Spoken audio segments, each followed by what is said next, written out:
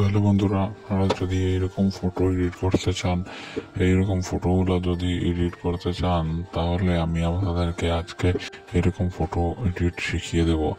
তার জন্য আপনাদের প্রথমে গুগল প্লে স্টোরে চলে যেতে হবে, ঠিক আছে। তারপর আপনারা সার্চ বাটনে সার্চ করবেন ভিডিও মেকার, ঠিক আছে, ভিডিও মেকার। তাহলে আপনারা দেখতে পারবেন যে এই যে ভিডিও মেকারটি আছে, এটা আপনারা ইনস্টল করে নেবেন, ঠিক আছে। আমি অলরেডি ইনস্টল করে রেখেছি, তাই এখানে আপডেট দেখা যাচ্ছে। আমি আপডেট দিব না, আমি সোজা চলে যাব ভিডিও মেকারে। তারপরে আপনারা এখানে দেখতে পারবেন